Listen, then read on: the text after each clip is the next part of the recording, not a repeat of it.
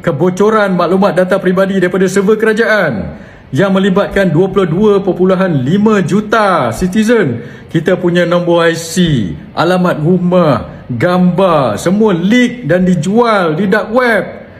So apa yang kamu buat ni? Sekarang kamu nak suruh pula telco-telco ni bagi kepada kamu data-data ini. Tadi Menteri Komunikasi Fahmi Fadzil, dia menjawab wartawan berkenaan dengan ada satu pendedahan yang dibuat oleh satu akhbar antarabangsa ni berkenaan dengan kerajaan minta supaya syarikat-syarikat telco tempatan ini menyerahkan kepada kerajaan butir-butir maklumat daripada telefon bimbit kita inilah. So Fahmi cakap macam ni, dia downplay lah benda ni, dia play down lah. Dia cakap tak ada, ini untuk fokus on trend saja. Dulu kita tak ada maklumat terperinci, sekarang kita nak maklumat terperinci untuk buat dasar lah dan sebagainya.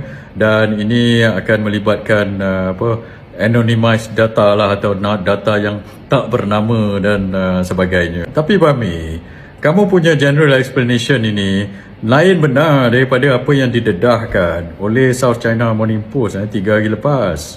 South China Morning Post cakap apa? South China Morning Post cakap kerajaan hantar surat minta daripada telco-telco ini untuk bagi log telefon ataupun rekod telefon, lepas itu dan internet browsing punya data for the last 3 bulan pertama tahun ini. Dan bukan itu saja, kerajaan minta longitude, latitude atau GPS coordinate pun kamu minta. Dan kalau syarikat telco ni tak bagi, mengikut pendedahan ini, kerajaan ugut pula, boleh kena denda atau penjara 6 bulan. Ini apakah benda ini?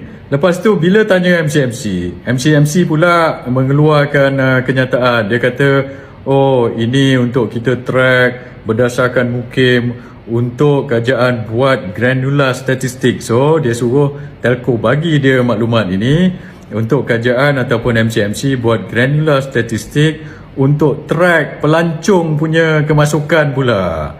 Kalau kamu nak track pelancong punya kemasukan, kamu check dengan immigration lah. Lepas tu pelancong masuk sini, dia tak pakai telco-telco ni punya, apa ni orang kata, mobile daripada telco ini. Dia buat international roaming. Kalau dia piggyback daripada kita punya local telco pun, kamu track itu sajalah. Yang kamu nak pergi minta data daripada in general rakyat Malaysia ni, buat apa? Dan lepas tu dalam laporan akhbar ni juga, dia kata MCMC atau pihak kerajaan bagi tahu, ini sejajar atau lebih kurang sama dengan apa yang dibuat oleh Brazil dengan